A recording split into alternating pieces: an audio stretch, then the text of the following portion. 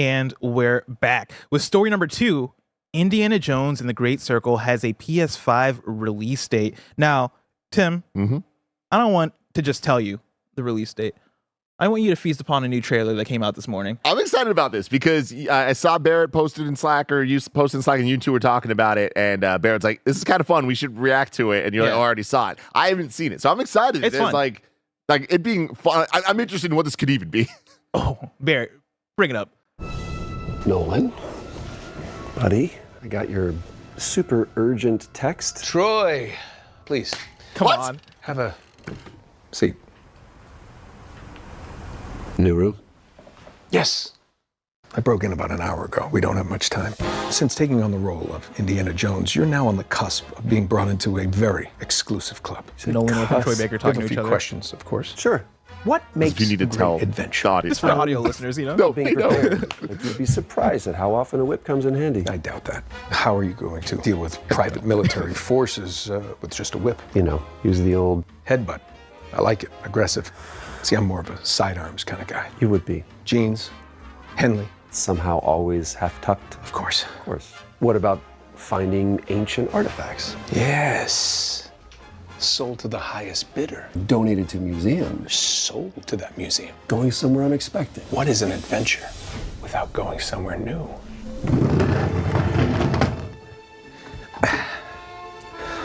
Trey? Troy? Troy? Welcome to the club. Legit, on. dude. That's Legit. cool. That's awesome. There you go. And it's coming to PlayStation April 17, 2025. Done this before. Yeah. How many fingers did you have before? There you have it. Love Troy. Love Nolan. Love that commercial. That was awesome. That was awesome. That's great. That was good. Good marketing, y'all. You did it. You spoke to an audience in a very clear way. Very clear and very it's so good that I wouldn't have thought that they would do this. Yeah, exactly, you know? exactly. The fucking Uncharted and Is this Indiana the new Jones era we're crossover. in? I hope so, because I hope love so that. too, man. That's fucking awesome. Yeah, that was cool, man. I liked that a lot. All right, now moving on from the commercial, the release date, April 17th. Yes. Are you at all surprised by this date? No, not really. I am, for one reason. Uh-huh. Forza Horizon 5. When is that coming out? I'm pretty sure it's like April 29th. On PlayStation? Am I wrong about that? Did we ever get a release? I've Did I already make that forgotten up? If we got the Forza Horizon release date. And it's just, there's a conversation there because Black Demon's saying yes. Okay, people Yeah. are saying yes. Okay, cool. So, just starting this here, I don't think that's a bad thing at all. Totally different types of games. Doesn't matter at all, right? I don't think anybody's going to lump Forza and Indiana Jones as a PlayStation gamer as Xbox games. You know what I'm saying? As a category that gets in the way of them purchasing one or the other, right? Cool. But from Xbox point of view, it's interesting that they're willing to just put them out so close to each other, right? Like, and they have a library of games that I imagine are going to make the jump over to PS5. Like, it's interesting because it reminds me a lot of the Wii U to Switch, right? Where it's like we have this catalog of games that over the course of 3 years or so, we were just kind of like checking off the list and being like, all right, cool. We have 10 remaining, 9 remaining, 8 remaining. And then here we are, right? I feel like with Xbox, there's a similar thing happening where there's a couple handfuls of games that I assume are going to make the jump to PlayStation 5 proper from the Xbox ecosystem. But I also don't think there's that many of them, right? That are imminent. I feel like some of them, the more recently released things like an Indiana Jones or Forza, well, even Forza, fuck it, I'll count Forza. This makes a little bit of sense.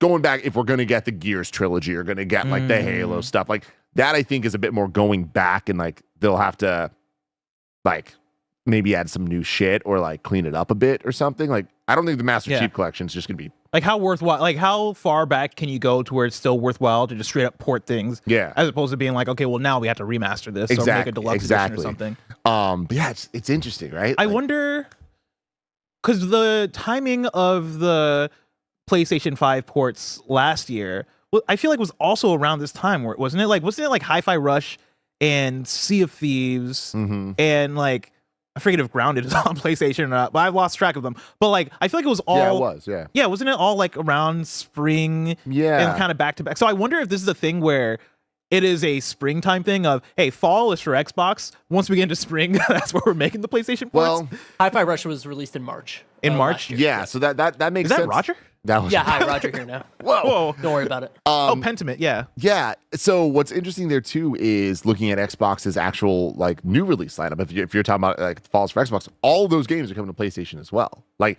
Yeah, every that's a good single point. one except for South of Midnight. Yeah. Like that is coming out in a couple weeks. Oh my God, it's coming out in a couple weeks. Yeah. Literally. Any day now we can get that review code. Any day. That's very exciting. Yeah. That's very exciting. But yeah, it's like it kind of feels like going forward, every game is going to be on PlayStation as well. So yeah, I'm interested. We should do a Gamescast episode with Mike, breaking down like looking at the Xbox One and Series libraries, and I mean maybe even 360, and see like what games are going to get PlayStation releases. I mean, if we're going, Hellblade, what do you think? Yes, 100% yes. Yeah. What about Redfall? No, No, yeah. Yeah. probably not. No. Bleeding Starfield, Edge? yes. Yeah, Starfield probably at some point, yeah. Yeah. Let's say this for a Gamescast. Okay. Because I think there's the obvious easy ones, but then I do think you get to a point of like, all right, cool, but what would it look like if the older ones were put over? This podcast is brought to you in part by Stash. Are you still putting off saving and investing because you'll get to it someday? Stash turns someday into today. Stash isn't just an investing app, it's a registered investment advisor that combines automated investing with dependable financial strategies to help you reach your goals faster. They'll provide you with personalized advice on what to invest in based on your goals, or if you want to just sit back and watch your money go to work, you can opt into their award-winning expert-managed portfolio that picks stocks for you. Stash has helped millions of Americans reach their financial goals and starts at just $3 per month. Don't let your savings sit around. Make it work harder for you. Go to get.stash.com/kindafunny to see how you can receive $25 towards your first stock purchase and to view important disclosures. That's get.stash.com/kindafunny. Paid non-client endorsement. Not representative of all clients and not a guarantee. Investment advisory services offered by Stash Investments, LLC, an SEC-registered investment advisor. Investing involves risk and investments may lose value. Offer is subject to T&Cs. Story number 3. Bam Margera will be in Tony Hawk 3+4 after Hawk intervened. It's claimed. This is Jordan Midler at Video Games Chronicle. Despite suggestions otherwise, it appears that Bam Margera will indeed be included in the upcoming Tony Hawk's Pro Skater 3+4, according to a new claim. Earlier this year, when Activision first announced the Remake Collection, it also announced a list of skaters planned to be featured in the game. This list included every classic skater originally featured in Tony Hawk's Pro Skater 3 and 4, except one, Bam Margera, known for his roles in Jackass, Viva La Bam, and the Tony Hawk series, was seemingly missing. Now, during a live stream on the Live Club skating podcast, it's been claimed that Bam was added to the game at the last minute after Hawk demanded he be included. Quote, "Well, here's what happened," explained co-host Roger Bagley. Quote, "The game was already done. Tony called up Activision and was like, hey, we're putting Bam in the thing. And they were like, hey, we can't. He goes, no, you're going to do it. And basically made them fly Bam back out there to get body scanned and everything else and get him back in the game." Quote, end quote. So, quote, "So this might be news that's not out there yet, though?" Co-host Chris Roberts then asked. Bagley replied, probably. Margera has faced a string of health and legal issues in recent years. Due to issues related to substance abuse, he was fired from Jackass Forever, after which he was issued with a restraining order from Jackass director Jeff Tremaine. Tremaine had previously fought for years to include Margera in the reunion film. It was believed that this was the likely reason Margera was seemingly missing from the Tony Hawk's Pro Skater 3+4 remake announcement, but shortly after the game's announcement, an image was then posted online showing Bam Margera reuniting with Hawk at his skate park, giving fans a slight hope that he may be in there after all. Whew, man, I can't believe that Tony Hawk's Pro Skater 3 and 4 is real. It's real. And also happening. that we just keep getting information in the most bizarre, Wild out of left ways. field ways. And like, in addition to just the way that Activision markets their games, like Activision markets their non-Call of Duty or Overwatch games in such or Blizzard games in such a unique way. Like, there is a vibe to Activision trailers that no other company has. Like, they have somebody going in there playing with the camera and like just going nuts and adding sound effects, and like the Crash games, Spyro games, Tony Hawk games, they all have this vibe to them. And then they'll just like make announcements and rollout plans that are like very much speaking to the fans. Yeah. Like they've been putting out the waves of soundtrack, where it's like they didn't just put out the entire soundtrack in one thing and here's the new story. It's like they're putting out drops of like, here's some of the songs, here's some of the songs. And I'm like, I'm here for this, man. It's because like, you know, Activision is Call of Duty, and then like a few other just random ass things, and you can't apply the Call of Duty marketing machine to those other games whatsoever. So they have to like have those teams be like, hey, you know the game, figure out a unique marketing rollout for this thing. And if you don't understand what I'm saying about how unique Activision trailers are, watch the Crash Team Racing Nitro Fueled announcement trailer.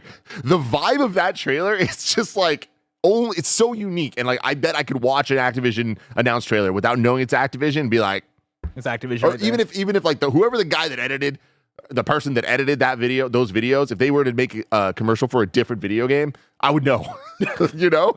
But anyways, this news is very funny that it's coming out this way. It's also one that I'm going to chalk up, and I've been saying this time and time again. And so far, or now I'd be an idiot to stand by what I'm about to say, but I'm going to say it anyways. I don't believe this until I see it. And I believe Game's in the game? Yeah. Okay. Like, I think he will be at this point. Like, I think that clearly these people are in the know enough, and I don't think they'd be saying this stuff unless it was accurate. Having said that, this does seem a little more hostile than I would expect a situation to go. And we'll see. And like, also, BAM's integration in the Tony Hawk games only got more and more progressively important, right? Mm-hmm. Thug, he was integral. Thug 2, he was like literally one of the main characters. Cover star, cover athlete. And in Tony Hawk's 4, though, he was still there, and like he had like all the pros had their own missions, but BAM did have unique gameplay elements. Like there's like the shopping cart going down Alcatraz and stuff. I don't think we're gonna get that stuff in this game, so I think this might just be BAM's in the game. But I wonder how far they're gonna take it, if he even is. Is he gonna have voice lines? Is it just gonna be kind of like a half-baked character compared to the rest of them, if this is so last minute? I also don't know game design of like or game development, like how hard is it to get a new character voiced and scanned and all that stuff in a game when the game is releasing. I imagine the game's going gold in what, like 2 weeks? Probably. You know? But anyways, I think he's going to be in it, but I do think that this isn't necessarily confirmation. The conversation of like, should he not? I feel like there's no right answer to it, man. Like he's done really bad things. He's had a very troubled life in recent years, and he's caused a lot of strain on relationships and the lives of people around him. And I am very familiar with that type of tumultuous lifestyle of friends and family and stuff. And there's no right answer. You just got to kind of lean into the people that care and trust that they care and hope for the best. And that's not always going to work out. So I'm going to take this from the perspective, being a huge fan, obviously, of Tony Hawk and Tony Hawk's Pro Skater and Jackass and Bam Margera and all of those things. And over the years, the levels have waned or went up and down or whatever. I'm going to look at this as, hopefully, this is another step towards Bam realizing he has people out there for him and that he does need to make changes. And he's been making changes. Not fully. Yeah. There's still been bad things. But I'm hopeful that if this is true and he's in this game, it's going to be a positive thing for his life. It could very easily be negative, but I'm going to lean positive on this one. Do I got to give up my dream of Thug 1 plus 2? Yes. Yeah. I mean, I think that would never happen. That's too big. But Thug 1, I think, is very likely. What about Thug 2? I don't think we'll get there. Man. And nor should we, I don't think. How fucking dare you? I mean, how fucking dare you? I mean, if anything, like, I think Thug 2, if we did end up getting it, I think just a simple, like, remaster re-release would make the most sense. The problem with Thug 2, sorry, guys.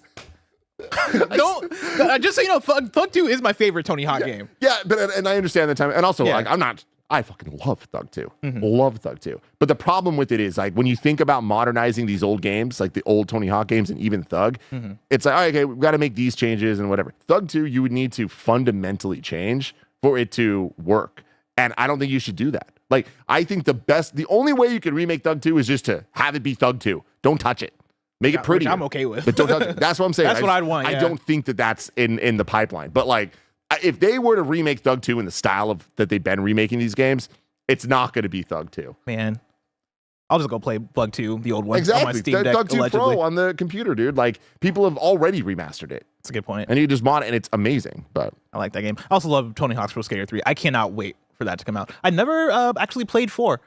3 Amazing was the levels. one that was like my childhood, and then eventually I got Thug 2, and I was like, oh, I can run around. I can like hop off my board. This is cool. I can spin around on a fire hydrant. Yeah. I can attach to a car, and it'll drive around real fast. Skitching, baby. That was 4. That was 4? That was 4. Like, it's funny playing, because like I remember playing Thug 1 for the first time at a church as a kid, which is wild religious to have experience for all of us. It was. And then recently, a few years ago, played it on the deck. And it is always like fun to realize what mechanics came in where. Because I was sketching. I was like, oh shit, all right, this has been here. Oh shit, okay, cool. This is fucking cool. Shout out to Tony Hawk's Pro Skater. I can't wait. Last thing I'll say about Tony Hawk, Thug 2, like to me, will always be the one that didn't add any useful gameplay mechanics. That was when they ran out of ideas and ran out of like they added a bunch of shit. Yeah. But like spinning on the freaking fire hydrants and that stuff, it was not good. So anyway. And then we got to American Wasteland, which added, like no loading. Winky face. I was on TikTok the other day and I saw people playing American Wasteland in like the live feed, and I was like, should I finally play American Wasteland? Oh, is it time to pick Tony Hawk back up? It's fun.